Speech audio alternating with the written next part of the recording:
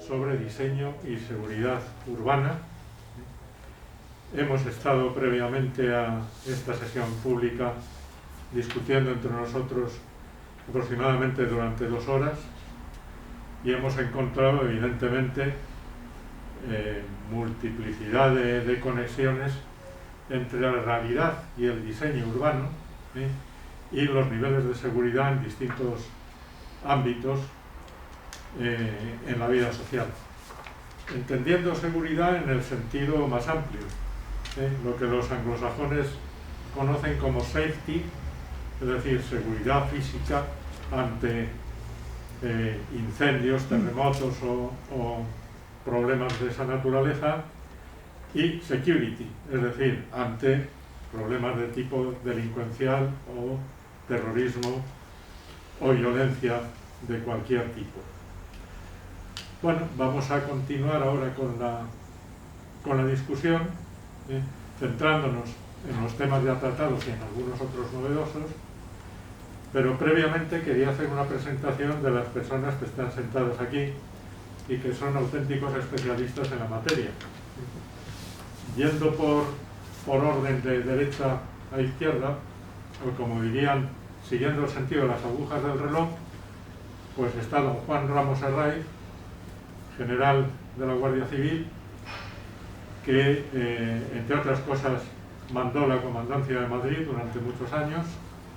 Además es licenciado en Derecho y experto en Criminología, y que tiene una amplísima experiencia en estos temas, sobre todo en un tema que voy a sugerir a continuación para que él abra la intervención, que es la prevención, formas de prevenir la delincuencia y la violencia, y entre ellas el diseño urbano, obviamente, es una de las más importantes.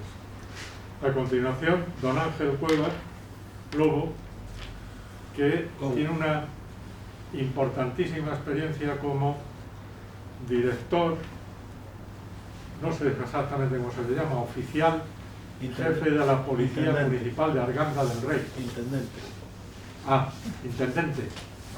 Bueno, suena más británico, suena mucho mejor.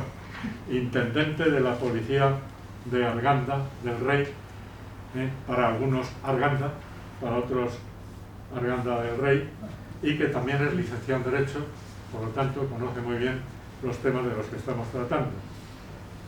Doña Carmen García Matos es directora general de Infraestructuras Judiciales de la Consejería de Interior, Justicia y, modernamente, Víctimas del Terrorismo de la Comunidad de Madrid, y que en cierta manera pues también representa al consejero, a quien tuvimos la oportunidad de ver ayer en el programa de Euroforum, ayer por la mañana. Y agradecemos aquí su presencia también, a pesar de todo lo que está cayendo ahí fuera.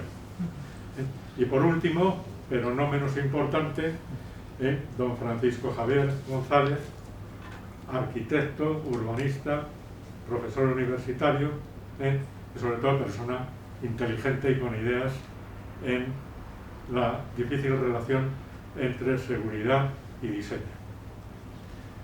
Así que vamos a proceder a reanudar nuestra discusión, y yo le pediría a don Juan Ramos Herraiz, al general Ramos, que nos hablara un poco sobre un tema que para él es especialmente interesante, que es el tema de la prevención. Porque se dice, y ya con esto termino, que hay 2 oficios o 2 profesiones en las cuales siempre van los profesionales por detrás de los acontecimientos, aunque intentan adelantarse. Uno de ellos es los temas de seguridad. Desgraciadamente, con el derecho penal en la mano, tenemos que esperar a que se produzca el delito para intentar después corregirlo.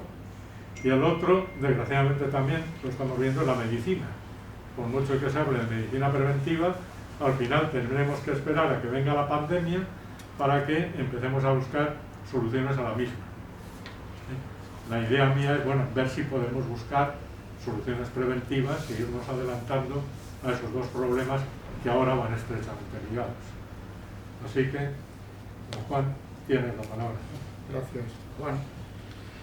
Respecto a la prevención que efectivamente comentas, es lógicamente una serie de medidas y desde el punto de vista casi literal, prevenir significa tratar de evitar que ocurra algo. Aquí estamos hablando de prevención desde el punto de vista de la seguridad, de la delincuencia, que tiene, primero es un concepto cambiante, al igual que la seguridad, inflexible, no tiene unos límites muy determinados, porque está hablando y ha hablado de la represión, es decir, cuando ha ocurrido el hecho, tomar medidas para que los que lo han cometido, si es un delito, detenerlo, etcétera, etcétera. Llamémosle son medidas represivas, o la investigación cuando se produce, una vez que ha ocurrido el hecho, vamos a ver qué ha ocurrido. Y la prevención es un conjunto de medidas sociales, económicas, policiales, por tanto no solo policial. La prevención policial nos podemos ceñir a ella, pero la prevención en general que nos interesa aquí y que por otro lado se ha estudiado pues desde el Consejo de Europa, Naciones Unidas, que hay varios congresos del 11, el 12, el año 80, 90, una serie de medidas que aconsejan para prevenir la delincuencia, el delito, entre ellas están lógicamente medidas políticas, es decir, estrategias contra la criminalidad de distinto carácter.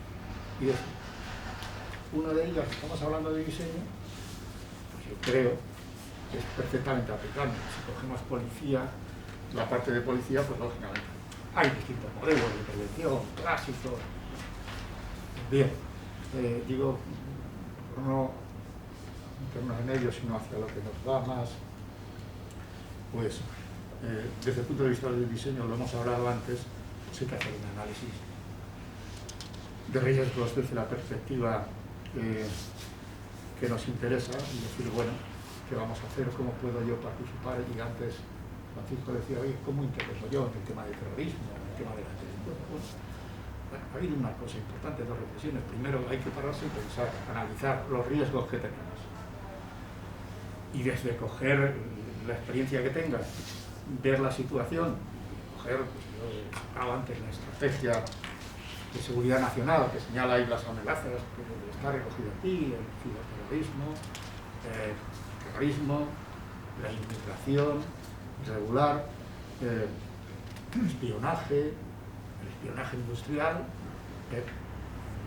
Bueno, digamos hay una serie de medidas que no las vamos a enumerar todas, pero que son todas aplicables aquí, y cuando se vas, depende del edificio, depende de la urbanización, depende de qué planificación urbana vayas a hacer. Tienes que pensar en ello. ¿Por qué? Porque forma parte de la convivencia. Y la prevención la utilizamos de manera clara pues cuando salimos, vemos qué va a ocurrir, qué vamos a hacer, y de acuerdo a nuestro análisis, pues es interesante decir, bueno, pues yo llevo la gabardina, el paraguas para pasar ahí. Y tengo en cuenta los semáforos cuando paras. Y me paro. Bueno, pues acá la reflexión es análoga. Y yo no voy a ir ya hablando sobre la filosofía de la prevención, que está ahí, repito, se puede acudir a las hemerotecas, en las cuales te enseñaron una serie de políticas y una serie de soluciones económicas, de modelo policial. Solo decir una cosa, tenemos un buen modelo policial, un razonable modelo policial. Se intentó cambiar hace unos años, comisión y al final dijeron, es de lo mejor que tenemos. He recorrido por ahí, me ha tocado ir a distintos sitios y me he encontrado que un modelo eficiente y además tremendamente valorado por muchos, incluso el modelo anglosajón, que puede ser contrario al francés, que es más centralista, pero ellos con un problema que tuvieron de ira, tuvieron que meter al ejército, y venía el secretario de Estado, ministro, y nos decía, qué pena que no hubiéramos tenido una institución como la Guardia Civil de doble para hacerlo. O ahora en las misiones internacionales, que tenemos la suerte desde el punto de vista del modelo de ser requerido desde otras Naciones Unidas de una manera preeminente, la Guardia Civil por sus características para llegar a esos puntos de crisis y poder actuar como militar y como civil, como policía judicial. Es decir, tenemos unas instituciones, la policía igual, con una gran capacidad de adaptación a los nuevos tiempos. Y hoy tremendamente importantes y buenas para estar en un nivel, no voy a decir, pero al nivel de que pueden estar las mejores policías europeas o mundiales. Bueno, tenemos un razonable modelo, pero eso no es todo. Es que en la prevención que estamos hablando para la convivencia, para la seguridad, para mejorar la seguridad, esa valoración, ese análisis de riesgo que se debe hacer cuando, como hemos dicho, cuando se va a hacer desde un edificio, una prolongación o una ampliación de una ciudad, una nueva ciudad, o edificios que pueden ser infraestructuras críticas, o edificios colectivos como un campo de fútbol. Se tiene que pensar. Y yo solo voy a comentar un ejemplo para llegar a una razonable conclusión que aún no la tengo, pero quizás me ayudéis a hacer. Caja mágica se hace con motivo, las infraestructuras con motivo de participar en la Olimpiada, es decir, de ser sede de la Olimpiada, que Madrid se presenta en varias ocasiones.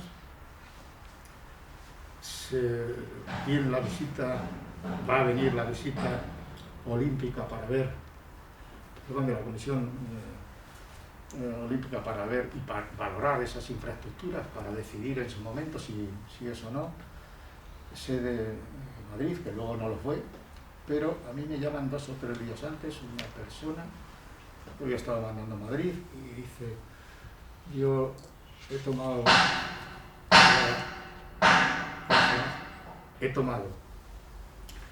la caja mágica que se ha terminado de construir, he hecho la aceptación, pero quiero que antes, me dice, me han dicho que las vea y que vaya a visitarla para determinar si hay alguna cosa que ve en materia de seguridad, teniendo en cuenta las características de ese edificio, de esa edificación, evidentemente deportiva, que lo conocéis, que para tener. A mí me sorprendió, porque me fui con un ingeniero industrial el mismo día de la visita que iba a la Lima. Me fui a dar una vuelta a ver qué características tenía y si había algún problema de seguridad que yo detecté. Fuimos dando un paseo, desde el punto de vista técnico el ingeniero venía a mi lado, pero me llevé yo porque me parecía que, bueno, pues un edificio con unas características tal. Había algún arquitecto que también colaboró con nosotros. Y cuál es mi sorpresa, la valoración desde el punto de vista de la visita fue buena, pero la sorpresa es que desde el punto de vista de la seguridad había hecho un obrón, el arquitecto que era muy relevante, pero desde el punto de vista de la seguridad, pues era temas básicos, como era una zona para coordinar todos los servicios, para que estuvieran ahí tanto servicios de seguridad como servicios de prevención o tendencia, etcétera, pues resulta que no teníamos edificación, parte de edificación o diseño expreso para coordinar todo aquello. ¿Cuál fue mi sorpresa? Que también un edificio son de 15.000 personas, 12.000 por otro lado, perdón, 3.000 por otro lado, 3 edificios para desempeñar cerrados, que se cierra y se abre la zona, el techo. Luego tiene otras 16 pistas al aire libre, un parque sobre una especie de lago, que es eso, una preciosidad. Pero lo que era también para comunicaciones, nos encontramos con que si alguien tocaba algún punto determinado de la ruta, de lo que eran las instalaciones eléctricas, pues no había, se podía cortar prácticamente todo el funcionamiento de la edificación de una manera muy sencilla. Resumen, se había hecho una obra enorme, pero desde la perspectiva de seguridad se había visto la seguridad que ahora ha sido perimetral. Sin embargo, el funcionamiento interno, el análisis del riesgo que podía haber, el tema de la coordinación y llevar la seguridad, pues resulta que no habían caído. Se arregló, hubo un ahorro de dinero. Ese fue uno de los casos que se podría contar en los que yo creo que ni el arquitecto ni la formación, la preparación y el análisis que se hizo pues, con respecto a este tema fue muy limitado. Tenemos otro caso, en el que lo viví cercano, pero ya fuera de, que fue el Madrid Arena. Y el Madrid Arena, con la desgracia que ocurrió, las 5 muertes que aparecen, los numerosos heridos, bueno, pues hubo varios fallos. Pero cuando se hizo, yo creo que es un edificio ejemplar, que fue un premio nacional en su momento, etcétera, etcétera, de arquitectura, si no recuerdo mal, la edificación Madrid Arena. Sin embargo, desde el punto de vista de la seguridad, pues tenía, no vamos a decir, ciertas limitaciones. ¿Cuáles eran?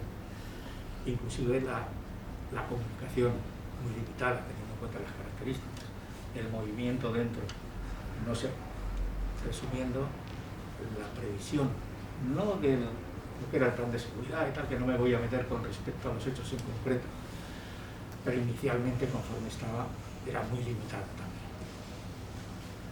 Cuento estos dos casos que pueden afectar al tema de la prevención desde la perspectiva de pensar en esos riesgos. No quiere decir que estuviera mal, sino que yo diría, contando con una cosa que me voy a meter y que a lo mejor no salgo bien de ella, es que he pasado las 5 diplomatura, no estudio que en ESNE y en otra escuela de diseño, las asignaturas que se dan.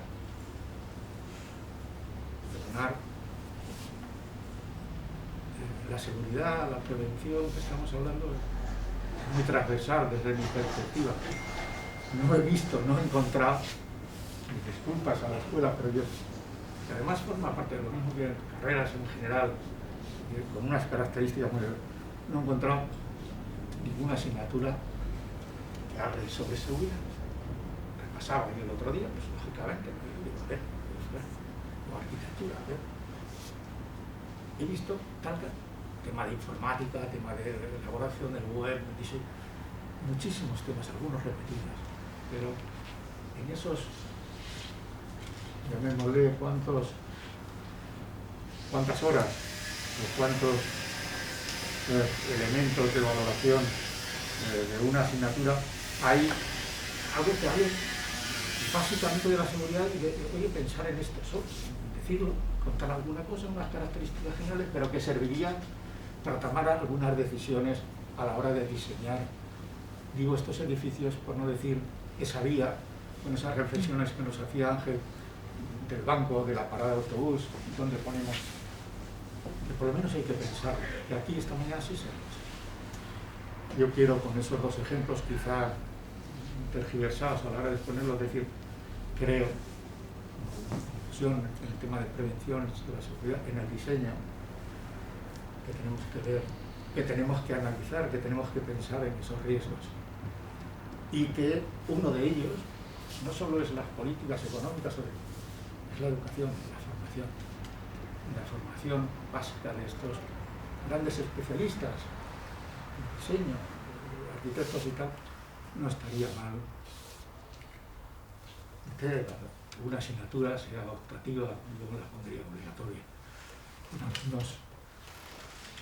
Con un valor, con 4, 5, 10, 12 horas, no hace falta mucho, pero sí incluirla porque forma parte de manera fundamental de nuestra convivencia, la seguridad para lograr que la gente viva mejor a través de, previniendo a través de nuestras edificaciones, nuestras ampliaciones urbanas, etc. Es una pequeña demanda, por lo menos también para que se piense si se puede incluir en algún plan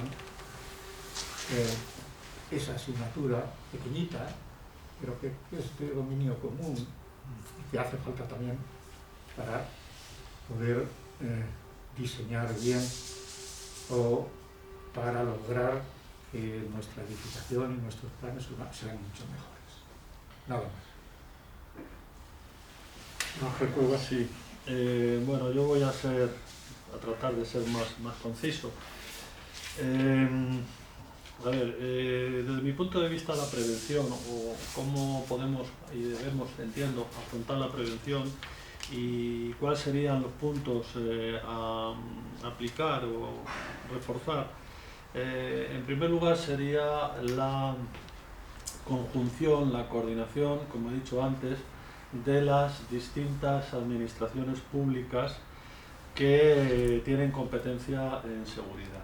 Un esfuerzo serio, riguroso, donde haya una lealtad institucional de unas administraciones con las otras, y que trabajen en la misma línea, ¿no? Que no haya una dispersión, por decirlo de alguna manera.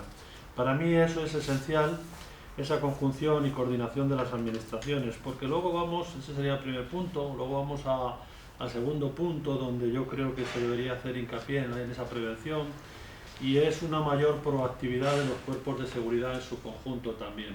Pero claro, esos cuerpos de seguridad tienen una dependencia directa de las respectivas administraciones, y como tal, pues se reciben las instrucciones, las órdenes, en cada momento de los señores políticos que nos gobiernan en cada una de las administraciones.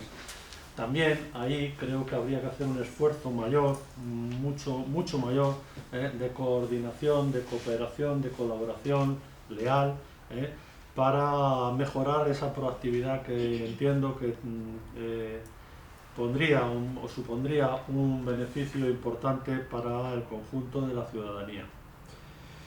En tercer lugar, o el tercer punto sobre el que yo entiendo que habría o que se podría mejorar la prevención, es con la participación de los ciudadanos. Esa participación de los ciudadanos para mí es esencial. El ciudadano, ya he dicho antes que la inseguridad o la percepción de inseguridad que se tiene por parte de los ciudadanos no es acorde muchas veces, en la mayoría de las ocasiones, o en muchas de ellas, no es acorde con los datos objetivos de la delincuencia. Que en esto tienen que ver muchas veces también la información, cómo se recibe por parte de la ciudadanía, que es unas veces un tanto tergiversada y otras veces un tanto alarmista. En esto a veces los medios de comunicación tienen una participación bastante influyente. No, me parece que la noticia la buscamos más cuando es una noticia, como digo, alarmista, que una noticia objetiva, y con un planteamiento, me gustaría llamar serio, un planteamiento serio de dicha noticia. Entonces, los ciudadanos tienen que recibir, o tienen que sentirse, mejor dicho, partícipes de esa seguridad que quieren. En la mayoría de las culturas, cada sentimiento, cada forma de ver las cosas, pues en cada país es de una manera. Les voy a poner un ejemplo que quizás no sea muy oportuno, y menos aquí que nos están grabando, pero miren ustedes, si en un aeropuerto en Israel alguien se deja olvidada una maleta, si en 2 minutos alguien dice de quién es esta maleta y en 2 minutos no aparece el dueño de la maleta, aquello está acordonado y todo el mundo sabe lo que tiene que hacer. En el aeropuerto de Madrid-Barajas, si se pierde una maleta, hasta que reaccionamos, y luego la manera de reaccionar es totalmente distinta. El ciudadano no tiene esa concienciación, en general, no tiene esa concienciación del cómo actuar, y que él mismo, y de que él mismo es partícipe o debe ser partícipe de su seguridad.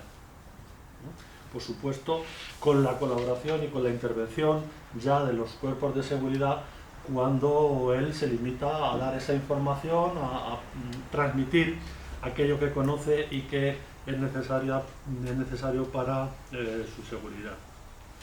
Tiene que haber ese sentimiento del ciudadano hacia la participación en el mantenimiento de su propia seguridad. Y eso significa un esfuerzo que tenemos que hacer todos para que el ciudadano entienda que como partícipe de su seguridad tiene que colaborar de alguna manera con, sobre todo, los cuerpos de seguridad. Refiriéndonos en esa prevención con la planificación urbanística, ya lo hemos dicho, que esa planificación influye en el comportamiento de las personas y que puede reducir esa teoría de la oportunidad para el delincuente.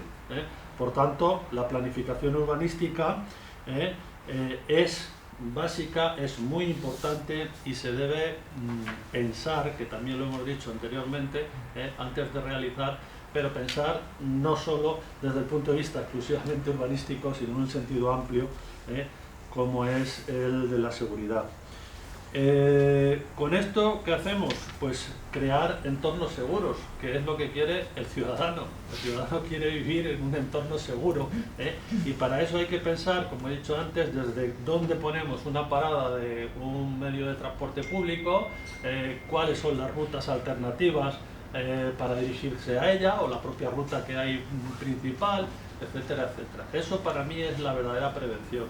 Lo demás es hablar en teoría, y la prevención es una implicación de todos, por supuesto, mayoritariamente de los profesionales, como somos los cuerpos de seguridad, de las administraciones públicas, que no dejan de ser quienes dirigen a los profesionales de la seguridad, cada uno con sus competencias, pero yo entiendo que como primer punto es quizá en el que mayoritariamente habría que incidir. Y eso sería un poco mi aproximación. Muchas gracias. Bueno, yo en primer lugar, y creo además que estamos en eso todos de acuerdo por lo que hemos estado hablando o debatiendo, la necesidad de hacer partícipe siempre a la ciudadanía o a los distintos sectores afectados. En el ámbito urbanístico está muy interiorizada la necesidad de contar con distintos informes sectoriales. Cuando se aprueba un plan general o de desarrollo, está establecido así en la norma, además, contar con los informes que además son preceptivos de la Confederación Hidrográfica del Tajo, del Canal. Incluso está previsto el famoso informe de género, ¿no? del que hablaba anteriormente. Y incluso está prevista la participación ciudadana, pensando precisamente en que los ciudadanos van a ser los destinatarios últimos de ese plan, o que van a vivir en esa ciudad que se pretende desarrollar a través de ese plan. Yo creo que en la configuración de los espacios públicos o de los espacios urbanos debería ocurrir algo semejante. Antes el general decía que no existía una asignatura que tratase estrictamente la seguridad. Yo creo que este ámbito es tan transversal que muchas veces es difícil unificar en una única asignatura o en un único libro todos los aspectos que pueden verse afectados. Cuando se diseña un edificio, un espacio, por supuesto, además de pensar en el destinatario, se ha de pensar en múltiples factores que concurren o que van a afectar a la actividad que se desarrolla en ese espacio, ¿no? En el ámbito concreto de mi competencia o de la materia que yo gestiono, dentro de lo que es la seguridad de las sedes judiciales, efectivamente hay una serie de soluciones represivas que todos conocemos, y luego están las preventivas que se pueden configurar en la fase previa de desarrollo o de planificación. Por supuesto, en ese momento es necesario hablar con las fuerzas y cuerpos de seguridad del Estado, pero además en distintos factores, en el traslado de presos, en la seguridad en el interior de las sedes, luego también es necesario hablar con las víctimas, hablar con los jueces, hablar con los funcionarios, hablar con el público, hablar con el servicio de vigilancia privada. Todo esto muchas veces implica un esfuerzo inicial, previo, muy importante, que a veces da la sensación incluso de ralentizar el propio proyecto. Desde el punto de vista de la administración pública, a veces se nos exige una respuesta muy inmediata a los problemas, y a veces por atender de forma inmediata ese problema, se nos olvida el hacer un esfuerzo inicial que requiere de tiempo, pero que después al final va a ofrecer un mejor resultado. También es verdad que yo me encuentro muchas veces problemas que no están contenidos en la norma, en las normas técnicas. Se me ocurre, aunque esto no tenga que ver con la seguridad, pero creo que es predicable a todos los problemas. Por ejemplo, en materia de supresión de barreras arquitectónicas, está pensado para casi toda la normativa o el código técnico. Lo que prevé esencialmente es los problemas de movilidad física o las personas con movilidad reducida. Sí. Está muy enfocado a eso. Pero el destinatario final, a veces del servicio público, de la administración de justicia, es una persona que a lo mejor tiene una discapacidad auditiva o intelectual, y eso no está recogido en la norma, porque se ha pensado solo en la... Y es necesario hablar, y así lo estamos haciendo nosotros, que además es una cuestión que tampoco requiere mucho tiempo, pero se prevé, ahora mismo en el diseño de los edificios, una mera obra en la propia instalación de una sala de vistas, de instalación de un bucle magnético que permite que las personas con problemas auditivos, con una palanquita y implante coclear, el bucle magnético y eso no está contenido en la norma. Requiere, por tanto, de una participación de muchos afectados. Pues, me refiero a la ciudadanía, pero dentro de la ciudadanía, aquel sector específico de la ciudadanía que va a ser el destinatario final del edificio. Y bueno, yo creo que en el fondo de todos los que estamos participando en esto coincidimos en ello, ¿no? Que en la necesidad de pensar siempre y de cómo todo esto, en la necesidad de hacer partícipe a todos los sectores afectados, y cómo todo ello va a ver sus resultados en la parte final, en la propia gestión, en la gestión de la seguridad, en la gestión de la eficiencia de los espacios. Y bueno, un poco más de momento. Muchas gracias. Bueno, pues lo bueno de hablar el último es que puede uno sumar el discurso propio a lo que han dicho los demás, así es que, si me lo permitís, voy a intentar hacer algunos comentarios también sobre cosas que ya se han dicho aquí, ¿no? Con respecto a incorporar los ciudadanos, que ha salido en el discurso de mis tres compañeros antes, a mí me gustaría luego poner una especie como de ejemplo de cómo el diseño, en situaciones concretas, el diseño de espacio público puede empezar a construir, digamos, esa forma de participar más o menos consciente, más o menos difusa, que tiene que ver con interactuar en el espacio público. Pero antes de ello me gustaría hablar sobre este tema que ha salido de la necesidad de incorporar en los planes de estudio contenido sobre la seguridad. Mira, es que yo cuando nosotros hablamos de espacio público en clase, intentamos en una asignatura que se llama Áreas Urbanas y Diseño Sostenible, hablar de cómo tiene que ser un espacio público más habitable, que lo decimos así en términos muy generales. La primera de las preocupaciones es el tema de la movilidad, cambiar el patrón de movilidad que esté más centrado en las personas que van andando. Claro, eso tiene mucho que ver con lo que estamos hablando, pero como tengo alumnos que son españoles y muchas veces hispanoamericanos, en otros lugares también del mundo, pero hispanoamericanos también son una cierta... tengo una gran minoría en clase.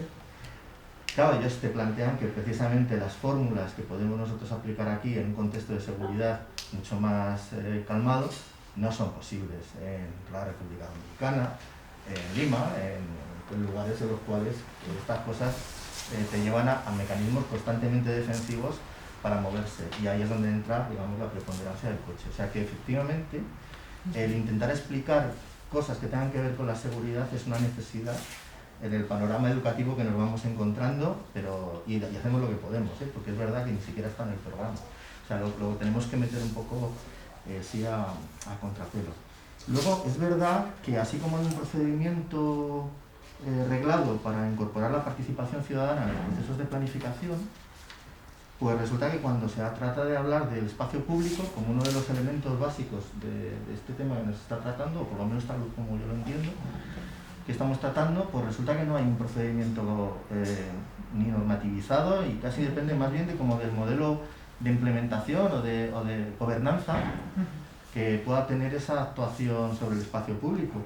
Y la verdad es que en el mundo anglosajón, que también funcionan más por desarrollo de políticas y menos por instrumentos normativos que lo intenten abarcar todo, pues hay un concepto que a mí me interesa mucho, que es el de placemaking, la construcción del lugar, y que está asociado siempre a intentar construir ese lugar con los que inmediatamente van a ser los usuarios más cercanos, que son los vecinos que hay alrededor, ¿no? Entonces, claro, eso lleva incluso a cosas que son divertidas, de las cuales hacemos algunas, estamos empezando a hacer aquí en España, que son actuaciones de urbanismo táctico. Bueno, eso es otro conceptillo que está saliendo, o conceptazo, no lo sé, perdón por la calificación, porque yo creo que está empezando a tener algunos resultados, a veces más interesantes y otras veces menos, pero digamos que lo que puede poner encima del tablero es que esa participación, esa construcción del lugar, se puede hacer de tal forma que pueda ser reversible, y eso es muy interesante.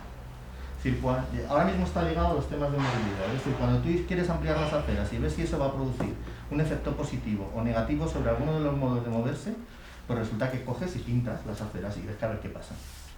Y entonces es un espacio ganado.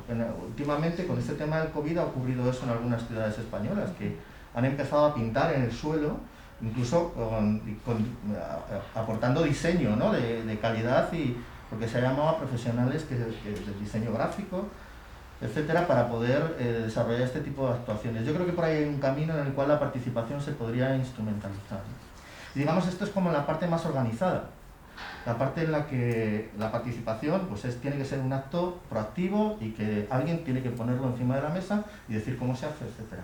Pero si miro en términos más generales el concepto de participación, a mí me parece que hay una forma como de construir esa participación de la cual hemos hablado antes, y que tiene que ver con la percepción de la seguridad, y que tiene que ver con lo que decía antes Ángel, de que no se puede poner un banco en cualquier lado, porque resulta que baja el señor del camión el banco donde puede, lo coloca donde hay más o menos sitio y ya está, como si acaso que se cumple la normativa de que el banco tiene que estar a no sé qué distancia de no sé qué sitio, ¿no?, del bordillo o de lo que sea. Y yo creo que esto funciona de otra forma, ¿no? Vamos a ver. El banco en realidad está planteado para que tenga el mayor uso social posible, es decir, que la mayor cantidad de gente pueda, entre comillas, aglomerarse en torno al banco. ¿Y eso de qué depende? Pues depende de condiciones de diseño.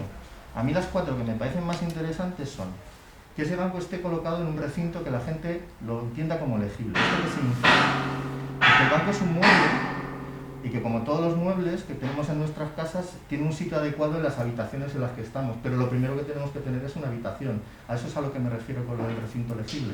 O sea, hay bancos que están colocados en sitios desangelados y nadie se va a colocar en ese banco a estar ahí un ratito. Cuando eso está colocado en lo que podríamos llamar, entre comillas, una habitación urbana, pues resulta que tiene mucho más éxito. ¿Qué otras cosas hacen que ese banco tenga éxito? Pues, por ejemplo, estar cerca de itinerarios peatonales. Ahí tiene que ver eso que decíamos antes, de ganar espacio para el peatón. Cuando es que la gente pasa, una de las actividades que se hace en el espacio público es ver y oír. La gente simplemente a veces se sienta en los bancos para poder ver a otros que pasan. Y eso, de alguna forma, necesita un flujo peatonal que se haya producido o que se pueda provocar en el diseño de los espacios públicos que estamos haciendo. Muy relacionado con esto, y lo acabo de mencionar, es el control social, que yo lo entiendo como control visual en estos casos, ¿no? Por hacerlo más concreto. Tú tienes que tener un control, y eso yo creo que nos pasa a todos. Tú llegas a una plaza y te colocas en un sitio o en otro según vas viendo la gente también que hay en esa plaza, según se acomoda a tu temerosidad o no, a esa percepción que tienes de la seguridad, que es muy personal a veces y es muy subjetiva. Con lo cual ahí hay otro de los elementos, pero todos pasan porque tú tengas una capacidad de intervisibilidad en los espacios que has diseñado. Y luego, por último, pues tiene que ser un sitio confortable, tiene que ser un sitio agradable. No ya hablo del banco de la forma que tenga, que no te claves cosas, sino que esté a la sombra cuando se necesita estar a la sombra del espacio público, etc. O sea que ahí hay, y lo digo porque estamos en una escuela de diseño, hay 4 elementos espaciales que se pueden diseñar y que realmente lo que ayudan es a construir esa condición de esa percepción de la seguridad. ¿Y por qué ayudan a construir esa percepción de la seguridad? Porque esto forma parte de entender que en el espacio público tú te tienes que encontrar con gente que es distinta que tú. En definitiva, un buen diseño lo que hace es que fija la diversidad.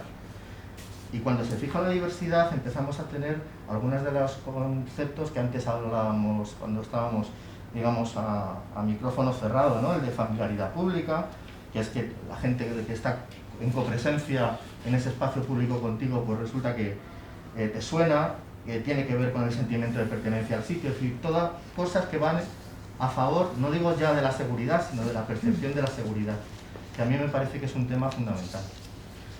Y yo creo que ahí es donde podemos incidir desde el diseño.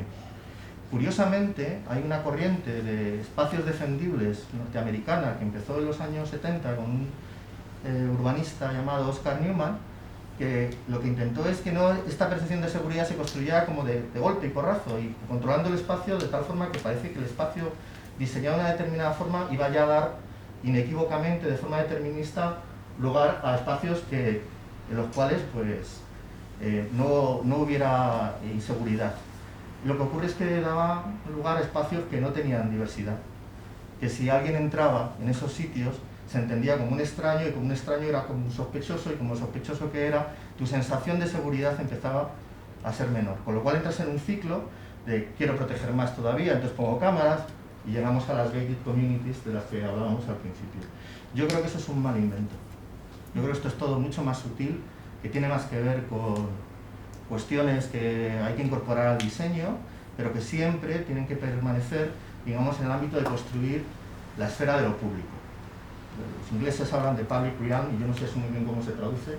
A lo mejor Juan, que tiene una cultura anglosajona más vasta que la mía, lo puede traducir de otra forma, pero esto forma parte de que tú puedas entrar en un espacio público y aunque sea apropiado por un determinado grupo de personas que están utilizándolo, no se haya apropiado de forma exclusiva. No se haya apropiado ese espacio público de tal forma que eches a los demás. Y eso se puede diseñar.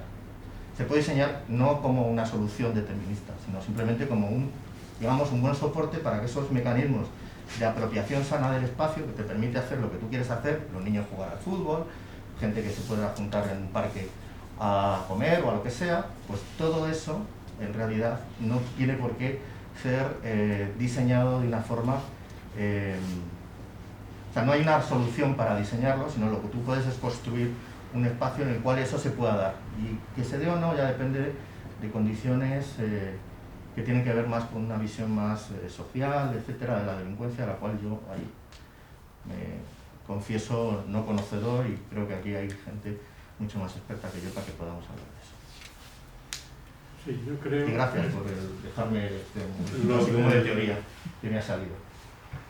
Lo del... es que no tiene traducción, pero el concepto es espacio público de todos. Eso es. Que es muy europeo, no es universal. Esto en Ciudad de México a nadie se le ocurre sentarse en un banco en la calle. A nadie se le ocurre estar en un parque durante un periodo determinado de tiempo porque corre riesgos.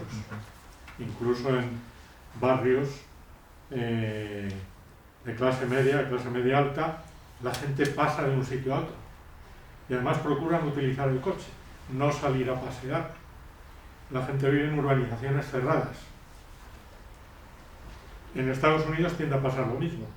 Es muy raro en ciudades como Washington ver a la gente utilizar el espacio público como lo hacemos en Europa. Las zonas pertenecen a determinados colectivos. Bandas latinas, bandas de otro tipo.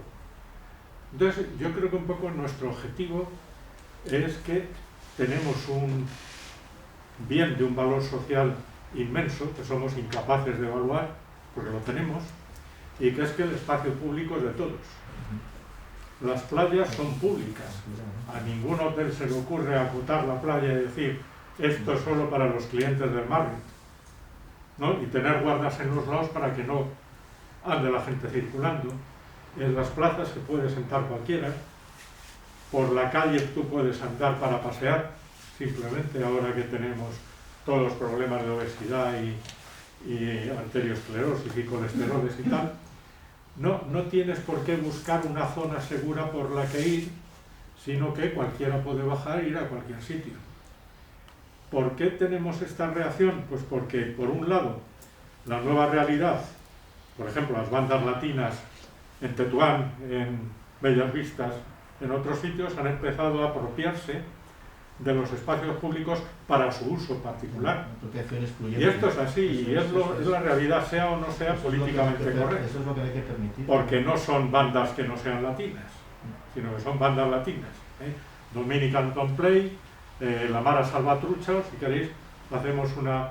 Pero aquí hay personas que saben mucho más de eso que nosotros, aunque lo hemos vivido en Honduras, en México y en otros muchos lugares. Entonces hay que mantener el espacio público para la gente. Es decir, que bueno, es una de las grandes virtudes de Europa.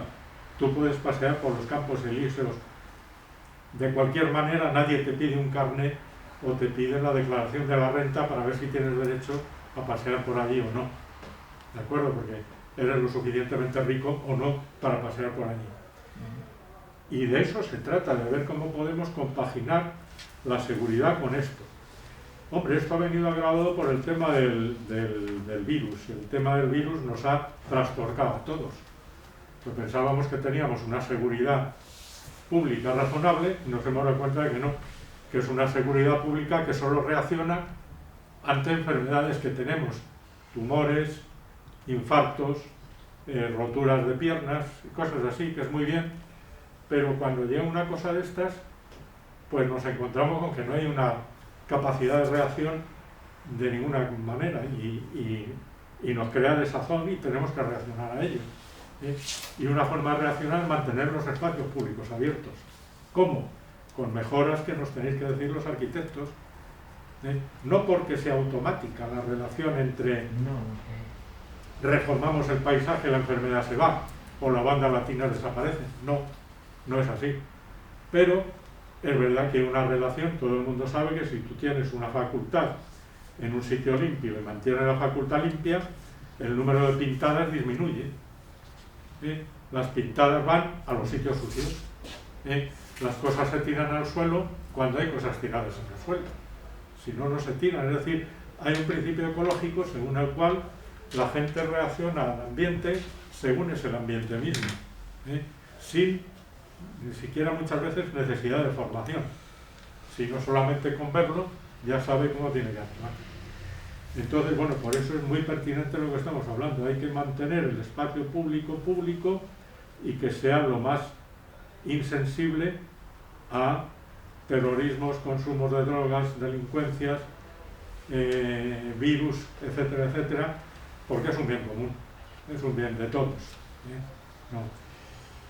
Hay un tema que está en relación con todo lo que habéis dicho, que yo quiero que le dediquemos una cierta atención, que es la protección de los ciudadanos más vulnerables, porque está muy estrechamente ligado. El ciudadano menos vulnerable, es decir, el varón o la mujer de fuerte complexión, jóvenes, y que han hecho defensa personal o tienen otras actitudes, pues necesitan menos protección y pueden salir a la calle más seguros, aunque claro, todos estamos sujetos a sufrir cualquier tipo de problemas, desde un contagio hasta una agresión. Pero hay gente que son mucho más vulnerables y que además son los que perciben más lo que se ha dicho antes, el delito. Es decir, hay muchas señoras de 70 años que nunca han sido robadas, pero que se sienten inseguras al ir por la calle.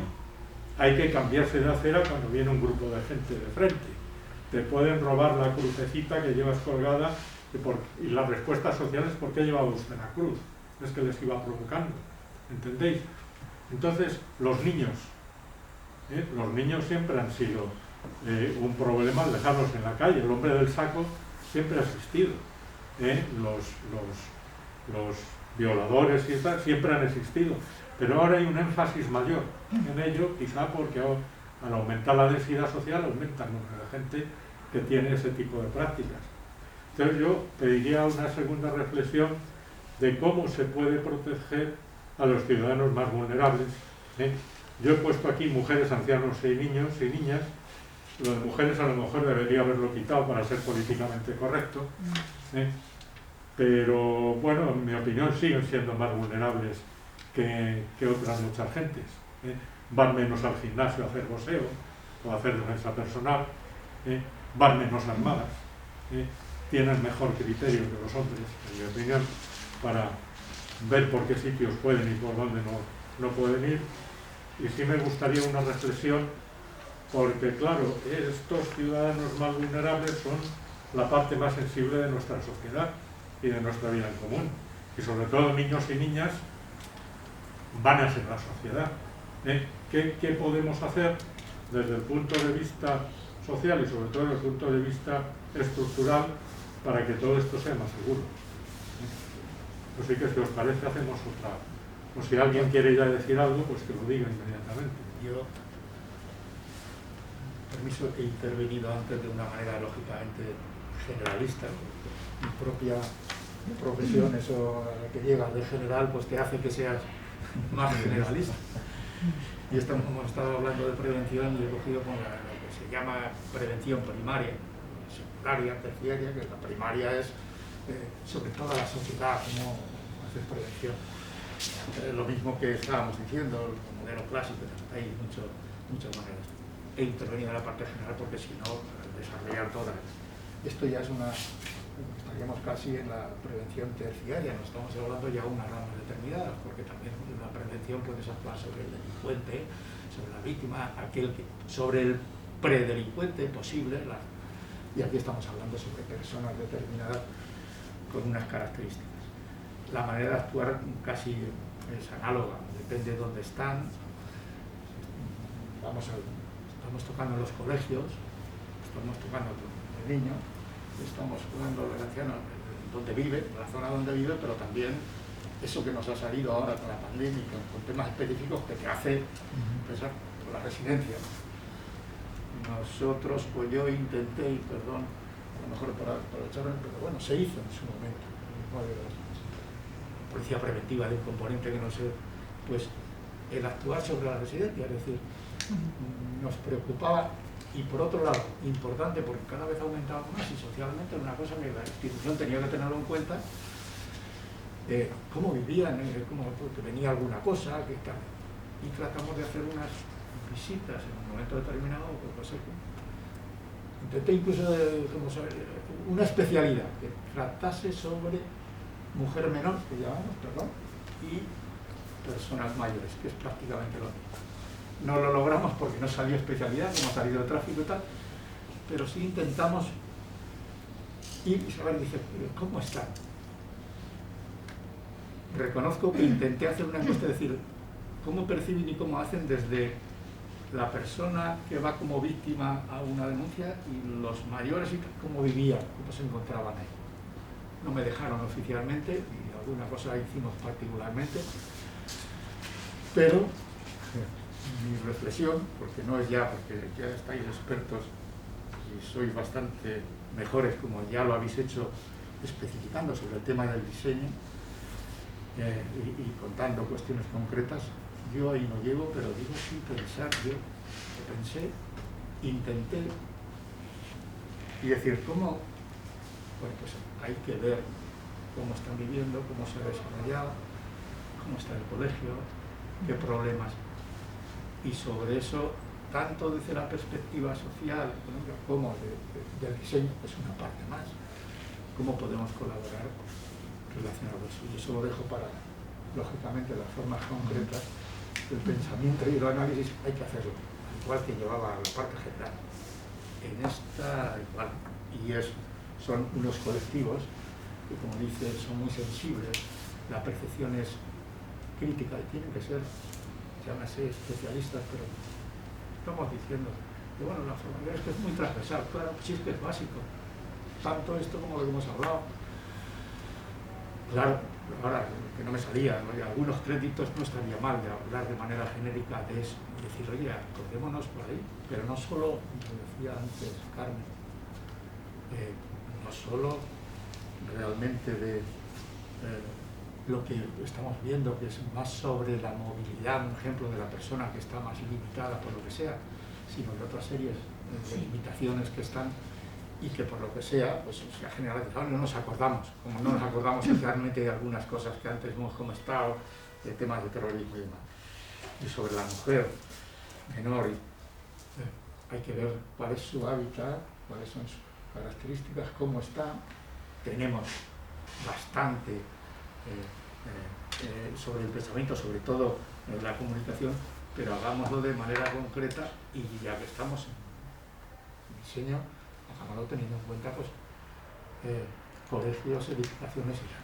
Yo insistiría, porque ya he cogido un poquito la formación, hay que dar una vuelta por los colegios, sí tenemos, nosotros eso tenemos acciones para contar unas pequeñas, para decirle algunas cosas como estamos hablando de los ataques ahora informática, el precio de pertenecer a una organización de Legalitas dedicada, la Fundación Legalitas dedicada a percibir y a tratar de resolver ese tema, que no se puede resolver, pero por lo menos sí tocar socialmente e intentar hacer unas acciones. Bueno, hoy el tema de la informática nos sobrepasa para el menor, para todos, pero el menor, y hay que dar unas pautas. No podemos dedicar todo el tiempo para que si no come el niño le demos el ordenador con el problema. Si no, bueno, pues tenemos que tratar de ayudarle en este tema relacionado. Digo este tema por no decir en aquellos aspectos que hagamos algunos colegios en los que se pueda jugar, se pueda sacar al aire libre. Démosle los medios que estamos ahora con el medio online a través de la pandemia que tenemos, pero tal vez tenemos que hacer compatible para que salga y tenga relación con la naturaleza, con sus compañeros, y eso también, lógicamente, al hacer ese colegio, al hacer esas residencias de los ancianos que estamos ahí, que nos hemos encontrado con la limitación de que no tienen, viven dos, a lo mejor conviven, tienen unas habitaciones limitadas y unos espacios limitados. Tenemos que recoger, yo ya no digo de la medicalización, porque creo que la residencia es una zona de vivienda, pero medicalizar todo eso yo creo que no. Está el sistema sanitario para apoyarlo, pero podemos poner un médico, lo que está ahí. Se pide ahora nos vamos a hacer un hospital por lo que ha pasado. Tenemos que coger la experiencia para que dé respuesta sanitaria, pero si al hacer el edificio estamos lo mismo.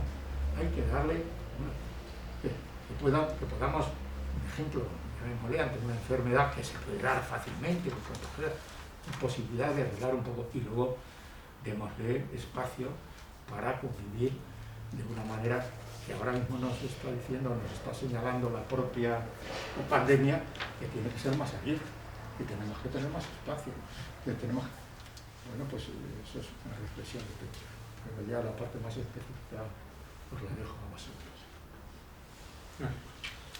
Bueno, yo voy a hablar un poco en referencia a la actuación con personas más vulnerables desde el punto de vista de la seguridad, de lo que hacemos en nuestro municipio, en Arganda del Rey.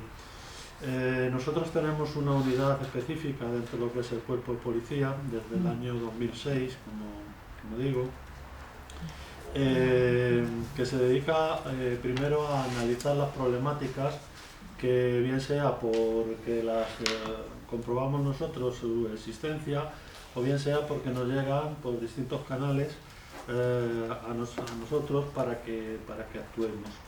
Así tenemos una unidad de 6 personas que trabajan primero recibiendo una información y una formación para llegar a una especialización de quienes integran la unidad.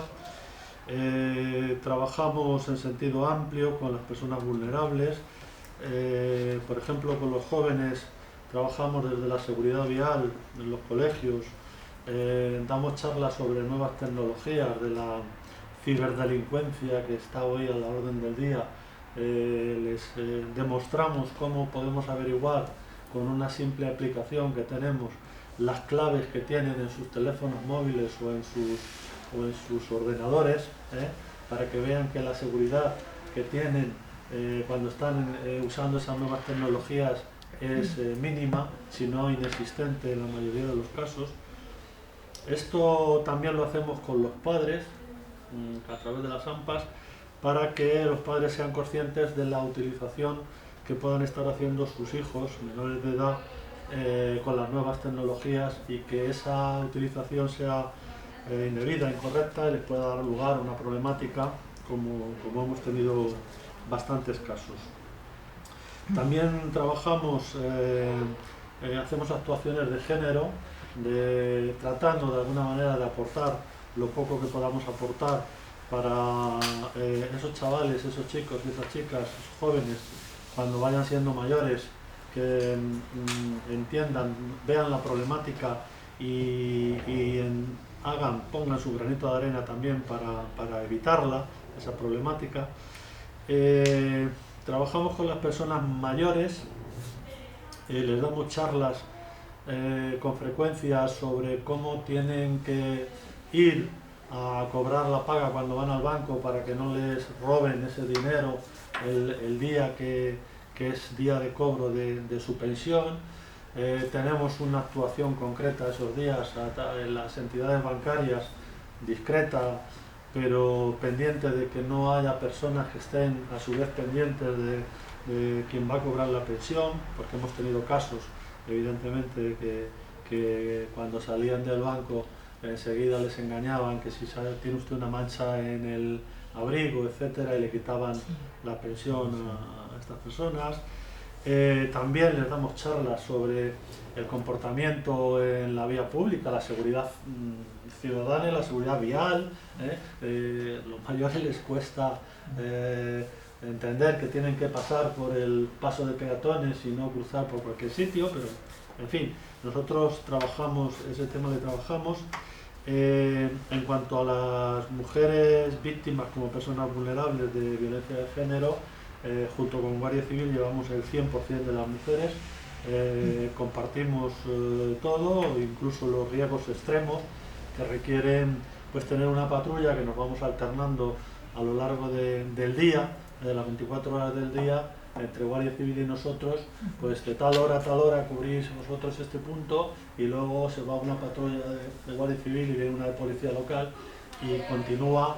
Normalmente esos casos extremos son hasta que se produce la detención de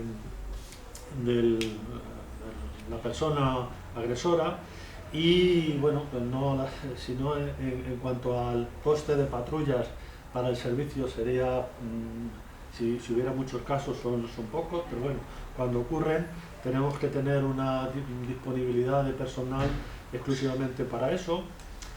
Lo que decía antes de que a la ciudadanía le llegue una información y una información correcta, que a veces no le llega. Yo como anécdota, como ejemplo, les digo que conmigo habló un día una persona diciendo que había que ver la policía, una patrulla un día entero parados en un sitio y se iban esa policía local y venía Guardia Civil y estaban en el coche también, sin salir del coche, y estaban allí, y se iba la Guardia Civil y venían otros policías y estaban en el coche y no hacían nada.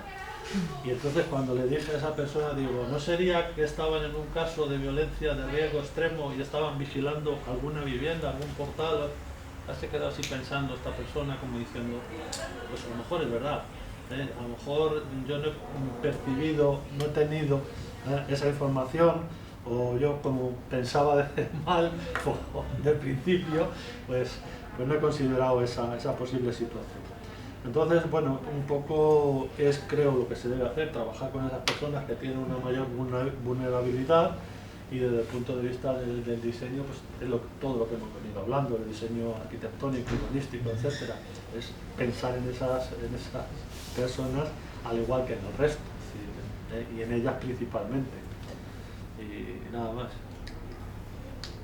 Bueno, yo en materia de víctimas y de las personas más vulnerables de nuestra sociedad, me gustaría empezar diciendo que creo que las administraciones públicas, los poderes públicos, tenemos una obligación, tenemos la obligación de proteger a las personas más vulnerables. Por supuesto a los niños, a las personas mayores, a las personas con algún tipo de discapacidad. Mi primera relación, yo en este caso, tengo una especial atención y una especial, quizá, no sé, dedicación, por una parte por lo que me ha enseñado mi trabajo, luego por una experiencia personal. Mi primer contacto con el espacio y cómo el espacio podía mejorar la calidad o la situación de las personas más vulnerables fue por una situación meramente personal, fue un contacto con enfermos con niños enfermos de cáncer. Evidentemente el espacio no puede darles salud ni puede curarles, pero sí su estancia en el hospital puede mejorar enormemente. Yo estuve trabajando como voluntaria y de la unidad de pediatría oncológica se había hecho un espacio, no se puede decir que era Walt Disney, pero para el niño que estaba padeciendo esa situación, el tiempo que estaba ingresado en el hospital, cómo la directora de esa unidad de pediatría consiguió hacer del espacio algo era tan especial lo que se vivía ahí, pese a la situación. Amigable, quizás. Amigable. Bueno, pues esa situación personal me ha permitido, una vez que yo empezaba a trabajar en las infraestructuras judiciales o con las infraestructuras judiciales, en primer lugar, yo dentro de mi cometido o mis posibilidades tenía los grandes problemas de las infraestructuras, que es se cae un techo, falta espacio, se inunda un juzgado o ese tipo de cosas que hay que resolver. Pero después, el humanizar las sedes judiciales y los espacios se plantea como algo absolutamente necesario, sobre todo precisamente para las personas más vulnerables. Cuando un niño acude a un juzgado, normalmente no acude porque le ha ocurrido algo bueno. Si Dios quiere no acudirá nunca, pero si acude porque ha sufrido o ha sido víctima de una agresión o de un delito. Además ocurre que cuando un niño acude o cuando el niño es una víctima, a veces quien le victimiza proviene de su entorno familiar. La importancia de que la declaración del niño se realice en las mejores condiciones es fundamental para obtener una condena, para obtener un buen resultado. Nuestro derecho es un derecho muy garantista, por supuesto hay que pensar en el niño, pero también en el presunto agresor, que puede ser que no lo sea. Luego todos los derechos se tienen que ver salvaguardados. Pero yo creo que hay que ser muy consciente de quién es en este caso la vulnerabilidad de la persona que sufre el delito, ¿no? Y las consecuencias que tiene según qué delitos en según qué personas como los niños o incluso las mujeres. Nosotros hemos empezado a construir una instalación, una infraestructura, es una cámara Gesell, lo estamos tratando de implantar en todos los juzgados, no sé si lo conocéis, en Arganda, por ejemplo, no lo tenemos, pero en el fondo es una fórmula es una habitación separada por un espejo espía, hay una parte que es más amigable, más infantil, con muebles, con juguetes, y en la otra parte es lo que se ve en las películas, ¿no? Está la policía, está el presunto agresor, su abogado, la policía, el juez, el fiscal, todos los que intervienen. Entonces, un trabajador social o un psicólogo atiende al niño en esa primera declaración y todo queda perfectamente grabado, incluso protegido, de tal modo que la prueba queda preconstituida y sirve para evitar lo que se llama victimización secundaria o la revictimización, ¿no? Que es que el niño tenga que volver a declarar. Esto lo empezamos a hacer en los juzgados de violencia sobre la mujer de la calle Albarracín en Madrid. Por primera vez, es cierto que lo estamos implantando en los distintos partidos judiciales. No es fácil porque, primero, por el sistema garantista que tenemos y porque muchas veces los propios jueces demandan inmediatez, pese a que a lo mejor en el momento de la celebración del juicio oral han transcurrido 4 o 5 años desde que ocurrió el delito y la propia versión de la víctima puede ir cambiando incluso. Pero bueno, es cierto que a veces por la forma en la que se ha practicado esta prueba, el Tribunal Supremo después no lo ha tenido a consideración ni ha sido necesario que la víctima tuviera que volver a declarar. De ahí la importancia de que sea una instalación adecuada, que sea muy respetuosa con las leyes procesales y con todas las garantías y que además sea también un entorno amigable. Yo creo que esto, además ahora, es cierto que hay muchos jueces muy sensibles con esta materia. En el ámbito de los niños, de ahí la importancia también de las charlas en los colegios y se está poniendo de manifiesto cómo está aumentando la violencia sobre los niños por el uso de las nuevas tecnologías, los abusos que están padeciendo y todo lo que está suponiendo. En el ámbito de la violencia sobre la mujer, también yo creo que las instalaciones se han ido adaptando mucho porque la sociedad está más concienciada con la debilidad, ¿no? de estas mujeres. Están los juzgados específicos de violencia sobre la mujer. En ese sentido, y lo hablaba al principio, la importancia de contar con recorridos diferenciados en el interior de los edificios. No puede ser que la víctima, cuando va a denunciar a lo mejor a su marido o a su pareja, se encuentre en el mismo espacio con su marido, con la familia del marido, además en algunos sectores etnias gitanas, que también es muy difícil, ¿no? O extranjeros, muchas veces se ven muy violentados. También la necesidad, y en esto también nosotros estamos trabajando con nuestra vigilancia privada, de acompañamiento a estas personas, tanto en el interior de los juzgados como a veces, y eso lo hacemos en colaboración con la policía, con la Guardia Civil, el acompañamiento desde que interpone la denuncia hasta... los traslados. A mí también en este sentido, bueno, quizá no tiene tanto que ver con los espacios, pero es verdad que estamos trabajando en protocolos donde, porque muchas veces la víctima, y ahí hay Save the Children, bueno, que todo el mundo lo conoce, está intentando traer a España una instalación que se llama las Casas de los Niños. Es una infraestructura, es una vivienda donde el niño está allí y quienes se desplazan son los médicos, los psicólogos, el juez, de modo que se evita que el niño que ha sufrido un abuso tenga que ir primero al hospital, luego a la policía, luego al juzgado a declarar, que muchas veces se intenta evitar una persona me decía que muchas veces se intenta evitar la victimización y a veces el niño viene revictimizado de casa porque lo ha contado en casa, lo ha contado luego lo ha contado en el colegio, lo ha contado en casa, lo ha contado en la policía y ya lo ha contado tantas veces que el niño se ha vuelto loco. Entonces se busca un espacio, un entorno amigable y es ahí donde son todas las partes que intervienen, ¿no?, quienes se trasladan. Es verdad que esto es de difícil implantación, a veces en un sistema como el español, donde bueno, pues, hay que cambiar muchas leyes. Ahora se ha aprobado, hay un proyecto de ley orgánica que se ha aprobado en junio, si no recuerdo mal, de protección del menor y de la infancia, y que intenta resolver un poco los problemas legales con los que nos encontramos a veces para aplicar según algunas infraestructuras muy útiles en ese sentido.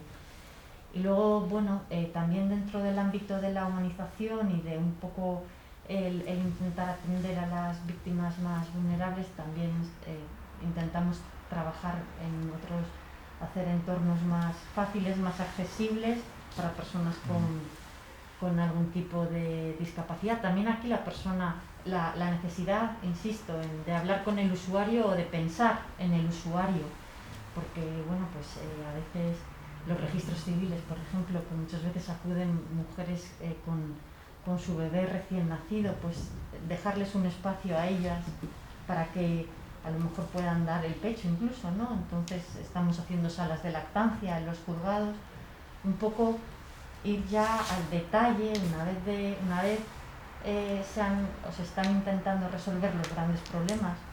No significa que esto no sea un gran problema, pero es como un problema, digamos, menor, ¿no? Que siempre se ve como algo que, bueno, vamos a resolverlo primero y luego ya pensamos en el detalle, pero que no por eso es menos importante y que a veces afecta luego a la vida porque un niño que ha sido víctima le va a afectar toda su vida seguramente, y si se cuida en el momento en el que se ha producido, quizás se pueda corregir o reparar lo que le ha ocurrido. Y eso es muy importante. En eso yo creo que nosotros, las administraciones, tenemos una obligación de intentar reparar o minimizar, ¿no?, el daño que se produce a estas personas. Yo pongo a vuestra disposición una tesis doctoral que se ha leído en nuestra universidad sobre ciberbullying. Sí. 5.000 entrevistas desde que nació la universidad a estudiantes de ESO, de segundo curso de ESO, en la Comunidad de Madrid, exclusivamente. Y los hallazgos son realmente sobrecogedores. Sobrecogedores, lo que aparece ahí. Yo creo que eso nos puede interesar y si te parece, pues puedo poner a la persona que le hizo en contacto con vosotros y que os proporcione la publicación, etcétera, etcétera. Por supuesto, muchas gracias. No lo olvido, perdóname, que soy imperdonable, soy guardia civil, aunque estoy jubilado, es que la guardia civil, pero ha habido un olvido cuando yo he contado lo de la especialidad y ha contado Ángel. Tenemos una especialidad mujer menor de hace muchos años, con un trabajo, con policía municipal y tal, que yo he dicho, y quise ponerlo, yo iba a la parte más preventiva, porque también fuimos pioneros en las patrullas de un componente, como en la prevención, que no podían prácticamente detener o tal, y aquí en Madrid, la Guardia Civil, pues más de 100.000 patrullas hicimos en un componente y no tuvimos prácticamente ningún problema en un momento determinado. Además se nos criticó y luego cuando se dijo, pero es progresista, no hombre, esta es eminente preventiva, y que se pare, y que ande y tal. Y bueno, la experiencia, y yo creo que Ángel no conocía, ¿no? Pues fue la Guardia Civil aquí en Madrid. Por tanto, nos dejaron cosas. Cuando fuimos a lo de las personas mayores es lo que, bueno, la especialidad no se desarrolla, pero el equipo mujer menor que está ahí, que trabaja, si no lo hubiera dicho, pues si nos ven por ahí, que me llaman y no sé qué me hubieran hecho. Decir, oye, no nos has sacado tal, como los planes de formación en materia de seguridad vial o de apoyo para los niños y tal. También se hace, lógicamente, coincido con ello, que lo hace estupendamente, además, un jefe de policía marcial importantísimo, un intendente, que lo hace allá. Bueno, solo quería matizar eso porque me siento un poco, y me estaba escuchando, digo, no he dicho la especialidad no, que es que tenemos además por ahí. hacen una labor estupenda. Y además trabajando por ahí, pero está dentro de lo que es la especialización, la especialidad grande que es policía judicial, ¿no? Pues y esos trabajos también genéricos. Y lo otro fueron intentos de llegar a más, que teníamos personas muy interesadas en el tema de ir al anciano para cogerlo todo y hacer una especialidad grande con esa finalidad, como hemos hecho de protección de la naturaleza, o hemos hecho tráfico en su momento, bueno, lo intentamos entonces no salió. Pero sí hicimos también las patrullas de un componente que recorrieron, como he dicho, la de 200.000, no tuvimos ninguna, mejoró la prevención, mejoró el delito, la detención, ¿verdad? Es decir, mejoró la integración. Tratamos de hacer, a la vez que hacemos la patrulla, contactar con la víctima y decir, oiga, cuando pasa 3 meses que llegas a un robo de denuncia, ir por ahí y decir, oiga, que lo estamos mirando y tal. Nos mejoró mucho en lo que pudimos entonces hacer. Yo ya no, después seguro que lo habrán hecho mejor, pero quería resaltar eso para que la Guardia Civil no me pegue cuando llegue ahí a la elección o pase por ahí por 3 años. Perdón. Bueno, yo, conectando un poco con las cosas que se han dicho, yo quisiera referirme a algunas cosas que yo me he encontrado, ¿no? en algunos trabajos que hemos hecho. Por ejemplo, hicimos un estudio para la regeneración urbana del barrio de Margaritas, y una de las cosas divertidas que surgió es precisamente la percepción de falta de seguridad que tenían las personas mayores. Y eso luego, incluso con mi experiencia personal, familiar, me he encontrado que es como una especie de constante, ¿no? En realidad es una reacción ante el extrañamiento. Es decir, antes hablábamos que cuando resulta que el extraño se convierte en alguien que tú no eres capaz de digerir en la presencia en la calle y en la presencia en los barrios, pues resulta que al final tú te sientes de algún modo amenazado. Es un extraño y no es alguien más que, bueno, que no lo conoces, pero que forma parte de lo que tú controlas. Y eso con la inmigración se produce con mucha facilidad, porque claro, las señas externas de que alguien es muy distinto que tú están ahí muy presentes. Y entonces aquí en Margaritas, pues era uno de los barrios de Getafe que menos delincuencia tenía, y como hemos resaltado en algunas ocasiones ya, pues no tiene nada que ver lo que es la delincuencia real con la percepción de la delincuencia o la percepción de la inseguridad o la seguridad. Y entonces, pues, ¿cómo pienso yo que se puede de alguna forma mitigar esa sensación para las personas mayores? Pues incluso hablando con mis suegros que viven en Usera, por ejemplo, ¿no? Pues claro, ellos lo que perciben es que les cuesta más salir a la calle. Y yo creo que aquí otra vez el espacio público y los equipamientos son fundamentales. Y cuando tiras un poco del hilo, te das cuenta de que les cuesta ir a la calle porque no hay sitios en los cuales ellos, ya no es que se encuentren con las vecinas, los vecinos, que a veces que se han ido muriendo, ¿no? O sea, ellos viven en Almendrales, al lado de Almendrales, y entonces en Almendrales hay señores mayores que yo les tengo fotografiados en distintos años, sacando las mismas señoras y los mismos señores las sillas a la calle como se hacía en los pueblos. Es decir, que ahí hay una apropiación de un sitio que es el banco de estas personas en un determinado parque. Pero no hay sitios en los cuales, si no tienes ya esa vinculación o te has roto por lo que sea, no es fácil vincularte a estos espacios es algo que haya lugares que de alguna forma te puedan llamar la atención o estén cómodos para que las personas mayores salgan. Y eso, por ejemplo, yo he visto que funcionan bien los parques que están con sitios para hacer ejercicio para personas mayores, que luego los utiliza todo el mundo y eso está muy bien. Porque a la gente no le gusta ir a los centros de día, ¿no? No. Es que yo creo que eso es mucho más eficaz, vamos, de la experiencia hasta donde yo llego, es mucho más eficaz el espacio público, la calle, la plaza, el parquecito de toda la vida. Si además eso se produce con intercambio con niños, porque los ves, pues eso es otro elemento de atracción. Si además hay agua, hay una fuente, etcétera, ya... En fin, que hay elementos del diseño que se pueden incorporar al espacio público para dinamizar. Luego otro tema tiene que ver con la accesibilidad que tú mencionabas antes, no solo para personas con discapacidad cognitiva, sino para todos, porque es que las personas mayores muchas veces empiezan a tener problemas de estar orientados, etcétera, como todos sabéis, ¿no? Están las barreras ahí, es decir, los coches aparcados en nuestros barrios, pues es que en realidad convierten las calles en contenedores de un objeto que no deja de ser una barrera para poder cruzar, y es verdad que es difícil a veces que pasen por los pasos de peatones, porque pero a veces es porque, como es fácil cruzar, pasan por donde no corresponde, pero bueno, es que la calle está más preparada en ese sentido quizá para el peatón. Me parece incluso peor aquellas calles en las cuales no puedes cruzar más que por el paso de peatones y te caes a 200 metros, que ese es otro de los problemas que se suelen encontrar. Entonces yo creo que hay un tema de mejora del espacio público en términos de movilidad y accesibilidad que mejoraría mucho la vida cotidiana de las personas mayores. Y lo hilo eso también con los niños. La experiencia que tú decías antes, Ángel, cuando estábamos tomando el café de los caminos escolares, ¿no?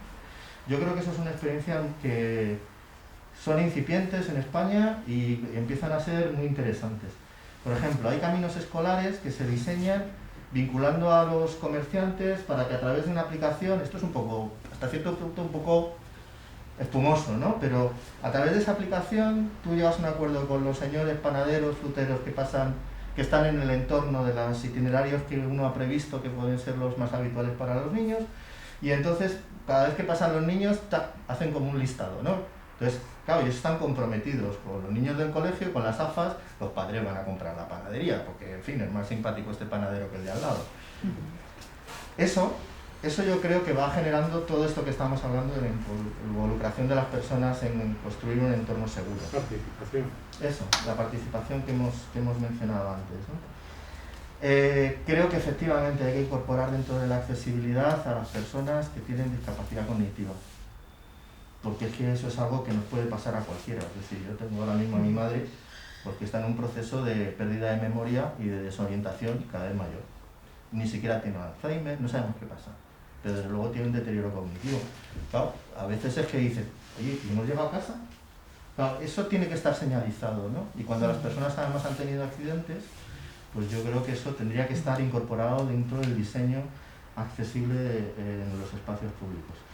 Y luego están los temas de la seguridad respecto al género, y yo ahí la verdad es que no tengo una visión clara. Yo no acabo de entender muy bien cómo se puede hacer urbanismo de género. Creo que hay problemas de género que están relacionados con lo urbano. Por ejemplo, ha habido un programa europeo que se ha desarrollado en Madrid en los últimos años, que se llama Excentric, y que ha detectado que las niñas dejan de coger la bicicleta a partir de los 14 años, entre otras cosas porque les dicen barbaridades. Entonces, claro, ahí hay un problema que afecta a un determinado grupo de población, que son las mujeres, ¿no? Que es la mitad de la población, en este caso, un grupo muy específico de niñas que son mujeres. ¿Eso cómo se resuelve con soluciones? Yo creo que no hay una solución específica, pero sí es verdad que en los procesos de participación en los cuales yo he discutido con colectivos específicos y bueno, discutido, o sea, hemos recopilado la información y ha habido debate entre todos cuando han planteado algo así, o incluso personas que tenían una sensibilidad concreta desde colectivos como los colegios de arquitectos, colegios de aparejadores, pues te dicen cosas que efectivamente son preocupantes, pero no sé muy bien cómo atajar, ¿no? La inseguridad a través de los parques, o sea, tiene que ver mucho, de nuevo, con la percepción de lo que es seguro y de lo que no es seguro. Y yo ahí no sé muy bien eso cómo... Porque cuando hemos hecho talleres desde la perspectiva de género, las soluciones eran, pues como es lógico, son soluciones que son como las de la accesibilidad universal. Si sirven para una persona en silla de ruedas, va a servir para mí. Y si yo me rompo el tobillo, pues mejor que me va a servir, pero si no, yo puedo utilizar una solución que es amigable para todo el mundo, ¿no? Que es universalmente amigable. Entonces, yo creo que eso hay algo que estudiar ahí todavía. No sé, sí, no sé muy bien. si me permites, viendo... En el espacio público, ¿eh? Yo creo que es complicado. El informe que se emite de género y que afecta tanto a la igualdad como a la desigualdad, o sea, que afecta a temas de igualdad, desde el punto de vista urbanístico creo que es difícilmente... también me cuesta entenderlo, porque en el momento en el que se desarrolla una ciudad, bueno, pues lo que se ve es el tipo de uso principal que se da a cada barrio, ¿no? Más o menos. Pero difícilmente. Sí que es verdad que a la hora de diseñar un edificio se pueden tener en cuenta aspectos que pueden ayudar más o menos a la conciliación. Por ejemplo, en ciudades tipo Ciudad Financiera del Santander o Ciudad de la Justicia, por ejemplo, bueno, pues pensar quizá en guarderías, vale, que permitan la conciliación familiar o sí, pero que poco... son conciliaciones que tienen no tanto que ver con el género. Pero no tienen que ver con el género. Pero en lo conceptual tienen que ver con la conciliación, que puede afectar a padres o a madres, ¿no? Entonces, yo dentro del urbanismo reconozco que me cuesta verlo también. Sí, ¿verdad? Yo creo que hay problemas que afectan en concreto. Por ejemplo, en Lavapiés las señoras musulmanas no salen más que a 3 sitios concretos en las plazas de Lavapiés. Eso lo tengo pintado. Y claro, luego ves el censo y claro, hay mucha más población de personas. Claro, hay un tema cultural que afecta a cómo se utiliza el espacio. Pero en Casablanca tampoco sale. Pero es que claro, en Casablanca claro, no pero salen. a lo que voy es que llevar eso al diseño, claro. Eso al diseño en realidad no es una variable que pueda incorporar con facilidad. Eso es a lo que voy. Yo la primera vez que esto es lo que hace el Cyril de la Sierra aquí y tal, que dice, oye, que me desaparecen las niñas, cuando tal que se las llevan, no vienen, no salen en las fiestas a partir de una edad determinada en el colegio. Pero bueno, pues ahí se trataba de convencer a las propias familias. Tiene mucho que ver con la educación. Una manera de actuación que tuvimos ahí, que las ayudamos un poco, al margen de que se le hagan espacios saludables para que puedan ir con sus limitaciones culturales, pero tratando de integrarse. Eso no es fácil, yo estoy de acuerdo. Pero no me puedo ir tampoco con el tema de los ancianos. Los centros de ancianos, soy socio de uno de ellos, que ya tengo pues, 72 años, y sí quiero decir, hay una percepción muy agradable. Los centros de ancianos actualmente están bien, todas las actividades que tienen, yo soy del centro de retiro, de Pío Baraja, no sé si es Pío Baraja. Y no voy alguna vez en bicicleta a tomar un café, voy a hablar lo mismo que de la bicicleta. O sea, a mí me han dicho, oye abuelo, ¿dónde vas con la bicicleta? Me han dicho, algún conductor de autobús, y yo la utilizo para cruzar a Madrid. Por ejemplo, yo voy a comer con amigos y reconozco que utilizo Bicimás. Y de vez en cuando me han llamado un poco carcamado y tal, digo, oye, yo iba a decir, pues si juego al fútbol y estoy por árbitro, pero no le puedo decir nada porque ya me ha dicho lo del abuelo y me deja. Luego me acerco hasta ahí y alguno me ha pedido directa e indirectamente perdón, algún taxista. Y se ha metido y además estoy cumpliendo y bueno, bien, por tanto reivindico que efectivamente la tía la tiene. Ya me han considerado viejo y anciano, bueno, pues ahí está. Sí me lo han dicho a mí también, y no ha sido piropo, no ha sido eso. Para los mayores. Yo bicicleta. Centros de eso. Hombre, ha sido el único sitio que durante la pandemia me han mandado y me han dicho, oye, pues métete desde el centro de mayores, digo la atención para hablar también de lo bueno que yo he visto en la vida de la... Y tengo ahí 3 o 4 mensajes para que me diera de alta, le dijera si estaba, y me han mandado para leer novelas, para ver algunos cursos, etc.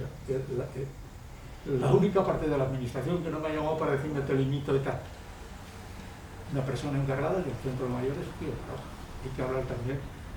Y yo os puedo decir que las actividades se agotan. Es decir, que las personas mayores sí participan, como tú has preguntado y has dicho no, yo digo sí. No, sí, yo no digo que no estén llenos, lo que digo es que... Lo digo por ahí. Entonces esos centros van y a tomar un café alguna vez, un sábado me voy... que dice mi mujer, ¿dónde? Porque hay gente que es más reacia a ir, pero yo he visto que va mucha gente con respecto a eso.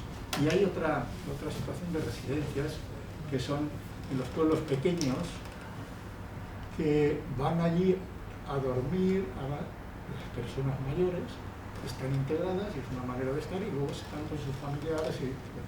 Es decir, lo mismo que decíamos, tienen la residencia en el mismo pueblo, están dentro y le apoyan en aquello que es limitado y tal, pero tienen una relación de una integración importante. Sí, déjame bastante. Que matice un poco lo que Pero yo eso no quería es un decir. medio urbano.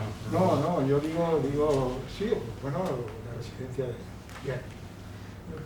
Yo cuando me refería a que cómo se puede mitigar esa sensación de extrañamiento, claro, cuando las personas mayores son muy proactivas, acaban yendo al centro de día, y entonces ahí incluso a lo mejor se les queda corta la oferta que puede este centro de día ofrecer, y hay gente que se quedaría fuera de ello. Pero tienes que ser proactivo para hacerlo. Es que lo más inmediato es utilizar el espacio público como espacio de socialización para quitar esa sensación de que es que se han quedado con mi barrio los chinos, por decirlo así de forma burda.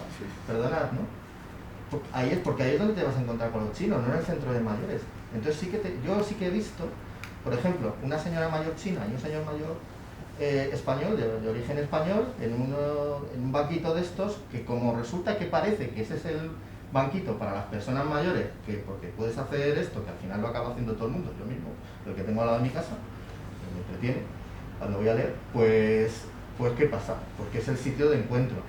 En ese sentido me refería que me parecía más eficaz el espacio público, no tanto que no tengan su utilidad las políticas desde las asistenciales hasta las más, digamos, lúdicas, que se puedan desarrollar en las zonas de día, en los centros de día, ¿no? No tengo nada de contra. No, está muy bien porque así lo aclaramos, efectivamente. Yo creo que también eso hay que reivindicarlo, es un lugar muy bien. de cohesión. Bueno, como vemos, el tema es un tema sin fin y no lo tenemos resuelto, pero es bueno que hayamos empezado a pensar. Yo voy a citar muy rápidamente algunos de los puntos que han surgido que me parecen muy importantes a tener en cuenta. Uno de ellos es el primero que se ha citado, el análisis de riesgos. Me parece que somos un país que no analiza riesgos. Hay otros países, como por ejemplo los anglosajones, donde cada cosa que tú haces te dan un libro completo sobre los riesgos que sufres cuando haces una acción determinada. Por ejemplo, pides un crédito y aparece un libro entero de los riesgos que vas a tener si no pagas, si quiebra el banco, si hay una revolución o cualquier otra cosa. O en las elecciones americanas, ahora mismo los folletos de riesgo son de 80 páginas, de lo que va a ocurrir si votas en un sentido o en otro. Nosotros no tenemos un análisis de riesgos desarrollado. La prueba está en que pretendemos, por ejemplo, cargarnos la independencia del Poder Judicial, y de repente nos damos cuenta que la legislación de Polonia y de Hungría son del mismo tipo y los estamos criticando. Y la Unión Europea te llama la atención y dice, si va usted para esa vía, no cobra. ¿Por qué? Porque no hemos hecho un análisis de riesgos. Salimos a navegar justo en el momento que va a empezar la tormenta. Eso es muy español. Yo diría que solamente tienen análisis de riesgos en serio los bancos para dar los créditos. Una profesión que ellos llaman riesguista. de seguros. Y el seguro, para dar el seguro de vida, ¿no? Sí. ¿Ha tenido usted de pequeño tuberculosis o no? Entonces no se lo doy. Luego, primer punto, reforzar el análisis de riesgos. Segundo, que también estamos todos de acuerdo, la formación. No hay una formación en temas de seguridad. Donde más cabía esperar la que hacen los arquitectos, pues la tienen en cuenta para diseñar la torre de Windsor y qué vamos a hacer si hay fuego a partir del piso 23. Pero porque eso está en el manual de edificación. Si no estuviera en el manual de edificación, pues ni siquiera se tendría en cuenta. Y yo me he encontrado, haciendo ejercicios para el máster ese célebre, con que no existían ni siquiera análisis de riesgos, no ya en la caja mágica, sino, por ejemplo, en IFEMA o en sitios por el estilo. ¿Qué pasa si hay un fuego? No sé, las universidades, ¿qué ancho tienen que tener los pasillos para evacuarlas? Pues depende, si son privadas menos, porque así hay más metros cuadrados de aula y se pueden meter más estudiantes, y si son públicas, los pasillos son más anchos. La nuestra es muy ancho porque el diseño lo hicieron los bomberos. Luego tenemos el legal. ¿entendéis? Es decir, no hay una valoración de eso, de ese tipo de temas, ¿no? Se valoran otros muchos. Se construye un campus completo de la Carlos III en un pueblo de la sierra porque la hermana del alcalde, la hermana del rector, pues era alcaldesa de allí. Si esto llega a ser otro tipo de rector y otro tipo de alcaldesa, la que se habría armado es pequeña, ¿no? Y todos sabéis de lo que estoy hablando. Vamos a la buena de Dios. Luego hay que analizar riesgos y hay que formar. Y sobre todo hay profesiones como ingeniería y arquitectura donde hay que formar a la gente. En medicina, entonces, es que no lo veo incompatible con ser un buen arquitecto, con ser un buen ingeniero industrial, ¿no? Después, lo que se ha dicho, la coordinación de las administraciones públicas, ojalá. Es que me parece imposible que un país funcione si no la hay. ¿Cuáles son las críticas que se hacen al sistema autonómico? Pues que no han sido capaces de crear una coordinación ni entre las comunidades autónomas y los ayuntamientos, es decir, para adentro ni para afuera. Entonces cada uno va por libre, con lo cual pues estamos improvisando, una vez más, lo mismo que se improvisa en riesgos, se improvisa en la falta de coordinación. Participación de los ciudadanos, elemental. Es decir, que ¿cómo no van a participar los ciudadanos? ¿No? Yo creo que en el tema de la participación es donde hay que hacer un gran esfuerzo, participar, no es entrar en Twitter y dar tu opinión en Twitter o mandarle un WhatsApp a la vecina. Eso no es participar, eso es otra historia que ya tendremos los sociólogos que evaluar en el futuro qué resultados tiene. Participar es todo lo que habéis dicho y mucho más. Informes sectoriales imprescindibles, pero además que se los lean luego los que toman las decisiones. Cada informe sectorial tiene que llevar un executive summary, que son una página, y que ya se supone que el político es lo único que se va a leer, no porque no sea capaz de leerse lo demás, sino porque leerse esa página ya le produce una inquietud importante. Tiene que leer una página, ¿no? Y eso en algunos países es tremendo, porque hay muchos políticos en muchos países que no son solo europeos, donde apenas saben leer o escribir. Y me parece que los europeos está empezando a ocurrir también. Entonces, todo lo que habéis dicho es evidente. Yo voy a añadir dos cositas más y ya termino. La investigación sobre necesidades de la ciudadanía es evidente que se ha descuidado. Es decir, en los años 70 y 80 hubo una invasión de informes sociológicos, empezando con Amando de Miguel y los célebres informes FOESA en adelante, y de repente se ha abandonado como ya lo sabemos todos, ya no necesitamos, ya para qué.